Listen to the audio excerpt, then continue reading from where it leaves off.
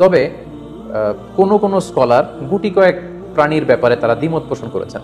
কিন্তু আমরা যদি মেজরিটি স্কলারদের দিকে তাকাই তাহলে দেখব গোটা বিশ্বে যত স্কলার আছে মেজরিটি স্কলাররা ওনারা সি ফুডের সকল আইটেম খাওয়া হালাল, শিকার করা হালাল, খাওয়া হালাল বলে ওনারা মন্তব্য পেশ করেছেন।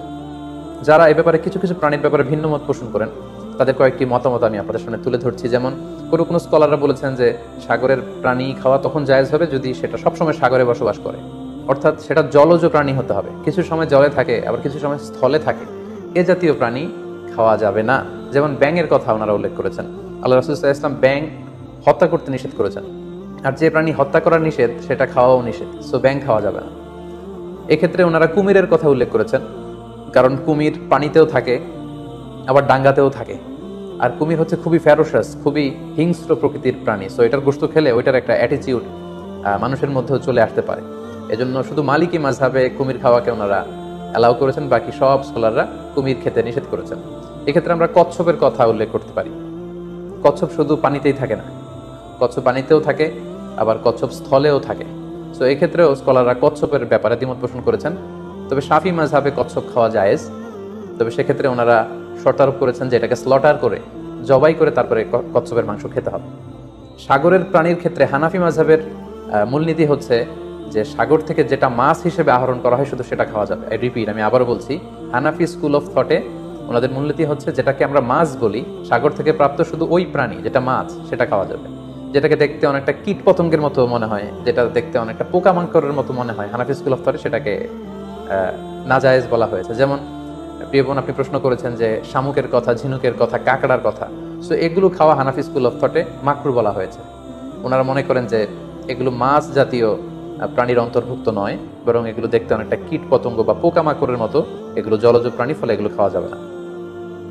পাশাপাশি হানাফি স্কুল অফ থটে মাছের ক্ষেত্রেও নিয়ম হচ্ছে যে মাছটা জীবিত আপনাকে শিকার করতে হবে।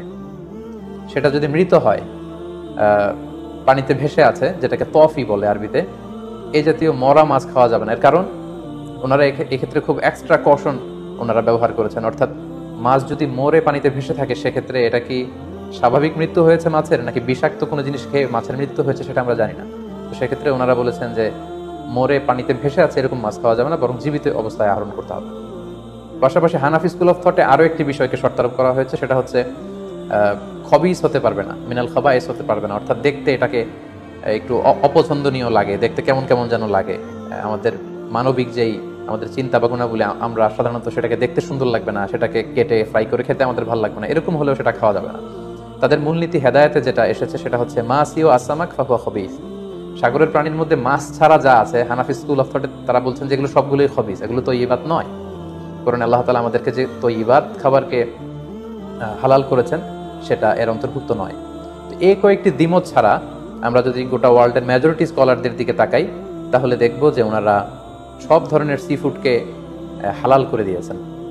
কারণ কোরআনের এই আয়াতটি যেটি আমি বললাম যে ওহিল্লা লাকুম সাইদুল বাহরি ওয়া তুআমুহু, এটি এবং রাসূল সাল্লাল্লাহু আলাইহি ওয়াসাল্লামের স্টেটমেন্ট আল হিল্লু মাইতাতুহু, সাগরের যে কোনো প্রাণী এটা মরা হলেও খাওয়া যায়, এই আয়াতটি এবং এই হাদিসটি এটা হচ্ছে খুব জেনারেল স্টেটমেন্ট, ব্যাপকভাবে সাগর থেকে প্রাপ্ত সকল খাবারের ক্ষেত্রে এটা প্রযোজ্য। যদিও হানাফি স্কুল অফ থটে কিছু কিছু সি ফুডকে মাকরু বলা হয়েছে, কিন্তু এগুলোকে আসলে হারাম বলার সুযোগ নেই, কারণ কোনো প্রাণীকে খাওয়া হারাম এটা বলতে হলে অকাট্য দলিলের প্রয়োজন, আল্লাহ দিল্লাল কাতইয়া ছাড়া আসলে কোনো জিনিসকে হারাম বলা যায় না। তো এক্ষেত্রে এটা রুচির ব্যাপার। আমরা যদি গোটা বিশ্বে দেখি যে মেজরিটি মুসলিম কান্ট্রিতে কাঁকড়া খাওয়া হচ্ছে, অনেক স্কলারদেরকেও আমরা দেখেছি ওনারা কাঁকড়া খাচ্ছেন, ওনারা স্কুইড খাচ্ছেন, অক্টোপাস খাচ্ছেন। তো সেক্ষেত্রে আমাদের রুচিতে যদি ভালো লাগে তাহলে আমরা খেতে পারি, এটা রুচির সাথে সম্পৃক্ত। আপনার রুচিতে যদি না কুলায় আপনি খাবেন না। যেমন এই ক্ষেত্রে আমরা উদাহরণস্বরূপ দব, হাদিসে যেটা গুইসাপ জাতীয় একটা প্রাণীর কথা সহিহ বুখারীতে এসেছে, যেটা আমাদের বাংলাদেশে অনেক এলাকায় সান্ডা বলে থাকে। তো এই গুইসাপ জাতীয় প্রাণী খাওয়া কিন্তু হারাম নয়। আমরা সহিহ বুখারীর বর্ণনায় জেনেছি যে আল্লাহ রাসূল সাল্লাল্লাহু আলাইহি ওয়াসাল্লামের স্ত্রী মাইমুনা রাদিয়াল্লাহু তাআলা আনহার বাসায় আল্লাহ রাসূল সাল্লাল্লাহু আলাইহি ওয়াসাল্লাম সহ অনেক সাহাবারা খেতে বসেছিলেন, সেখানে একটা প্লেটে গুইসাপকে ফ্রাই করে দেওয়া হয়েছিল। তো রাসূল সাল্লাল্লাহু আলাইহি ওয়াসাল্লাম খেয়াল না করে সাধারণ গোশত মনে করে সেখানে তিনি হাত দিচ্ছিলেন। তখন অনেক সাহাবারা, মহিলা সাহাবারা বললেন, ইয়া রাসূলুল্লাহ, এটা তো দব, এটা তো গুইসাপ। এই কথা শুনে আল্লাহ রাসূল সাল্লাল্লাহু আলাইহি ওয়াসাল্লাম সেখান থেকে হাতটা সরিয়ে নিলেন। তো এই দৃশ্য দেখে খালিদ ইবনে ওয়ালিদ রাদিয়াল্লাহু তাআলা আনহু উনি জিজ্ঞেস করলেন, ইয়া রাসূলুল্লাহ, গুইসাপ খাওয়া কি হারাম? হারামুন আদ-দাব্বু ইয়া রাসূলুল্লাহ, আপনি যে হাত সরিয়ে নিলেন, গুইসাপ খাওয়া কি হারাম? আল্লাহ রাসূল সাল্লাল্লাহু আলাইহি ওয়াসাল্লাম বললেন যে না, গুইসাপ খাওয়া হারাম নয়, তবে আমি এটা খেয়ে অভ্যস্ত নই, আমাদের এলাকাতে এটা পাওয়া যায় না, এজন্য আমি এটা খাচ্ছি না। তাহলে বোঝা গেল এক্ষেত্রে এটা রুচির সাথে সম্পৃক্ত। সো গুইসাপ হালাল বলে যে গুইসাপ আমাদেরকে খেতে হবে, সান্ডা আমাদেরকে খেতে হবে, এমন কোনো কথা নেই। আপনার যদি রুচিতে কুলায় আপনি খাবেন, আর রুচিতে যদি আপনার না আসে তাহলে আপনি খাবেন না। অনুরূপভাবে যেহেতু সাগরের মাছ হিসেবে হাঙ্গর মাছ, তিমি মাছের ব্যাপারে অনেকে আমাদের কাছে জানতে চায়, আমরা বলবো যে হাঙ্গর মাছ খাওয়া, তিমি মাছ খাওয়াও হালাল যদি আপনার রুচিতে আসে। হালাল বলেই যে খেতে হবে এমনটা নয়। সেক্ষেত্রে আমরা সহিহ বুখারী এবং মুসলিমের একটা চমৎকার হাদিসের কথা এখানে উল্লেখ করতে পারি। সেখানে আমরা জেনেছি যে সাহাবাদের একটা দলকে আল্লাহ রাসূল সাল্লাল্লাহু আলাইহি ওয়াসাল্লাম একটা নৌ সফরে পাঠিয়েছিলেন। বেসিক্যালি কুরাইশদেরকে আটকানোর জন্য সাওয়াহিলি পথে সাগরের উপকূল দিয়ে ওনারা গিয়েছিলেন। সাথে খাবার ছিল না, খেজুর ছিল, খেজুর শেষ, গাছের পাতা পেরে পেরে ওনারা খেতেন। হঠাৎ প্রচন্ড ক্ষুধার্ত অবস্থায় 300 জন সাহাবীর একটা কাফেলা, তারা সাগরের পাড়ে যেয়ে দেখলেন সাগরের ঢেউয়ের ধাক্কায় বিশাল এক তিমি মাছের মতো একটা প্রাণী পড়ে আছে। ওনারা এই তিমি মাছ তখন খেতে আরম্ভ করলেন।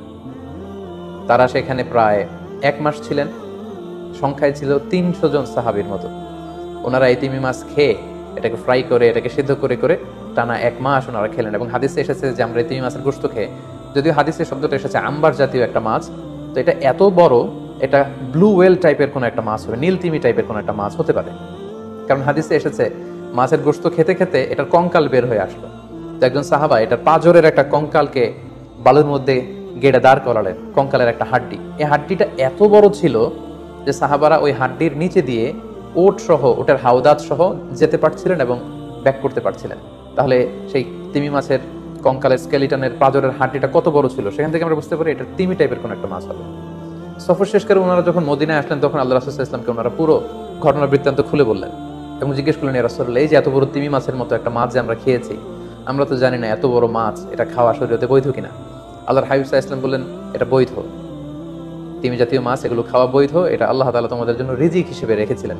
সহিহ মুসলিমে যেই বর্ণনাটা এসেছে তিনি বললেন যে হুয়া রিজকুন আখরাজাহুল্লাহু লাকুম, এটা আল্লাহর পক্ষ থেকে তোমাদের জন্য নির্ধারিত একটা রিস্ক।